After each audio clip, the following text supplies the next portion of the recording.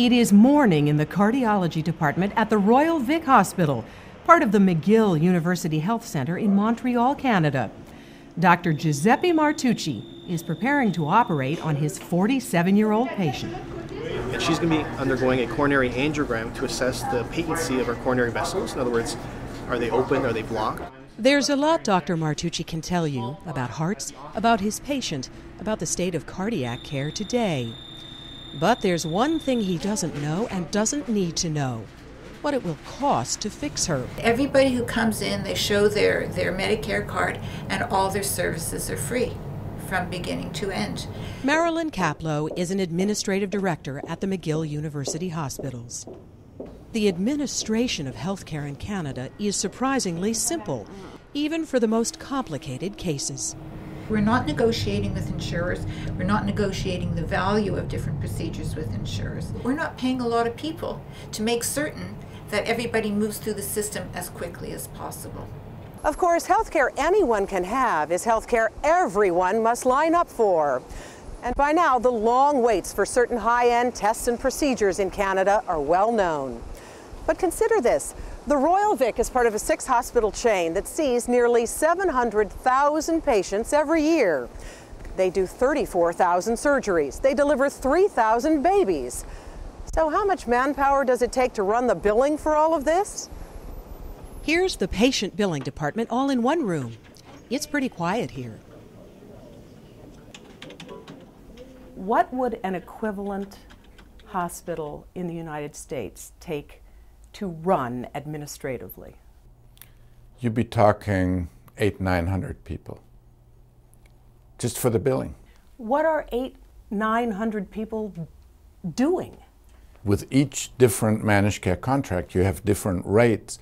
You have different things that need pre-authorization and not depending on the contract. You haggle over every bill. You submit the bill, the insurer rejects it, you haggle, and it may take 90 days to settle one bill. They don't have that in Canada. Uwe Reinhardt is an economist at Princeton University who has written extensively about U.S. and Canadian health care. While he does not advocate for Canada's completely nationalized system, Reinhardt says Canada could teach us a thing or two about how to save on so-called non-medical costs. Costs which he estimates accounts for 20 to 25 cents of every healthcare dollar we spend, as much as $450 billion annually. If you go up there, sure, they may have to wait for some MRI image or for some heart procedures, but overall the system produces very good health outcomes. So if you were to diagnose it like a physician, you'd give that system an A, and you'd have a hard time giving more than a B to ours. So how do they run things? Each hospital in Canada gets a global budget, a set amount, which is all they have to spend for the year. They don't price things like bandages or drugs or even overnight stays individually.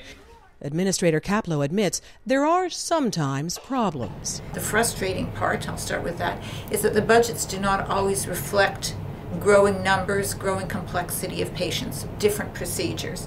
So you could have a huge influx of some new kind of disease that we have to treat, but the budgets are not adjusted accordingly. Still, she says the budgets overall are based on good patient care. And the hospitals don't spend a dime trying to lure new people in the door with the latest, greatest treatments.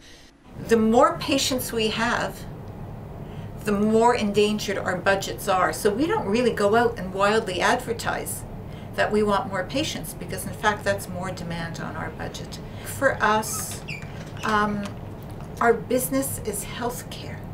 And I think for the United States, healthcare is business. Economist Reinhardt has estimated that if the U.S. cut administrative costs and ran its books more like Canada, it could save enough money to fund universal health care for every American citizen.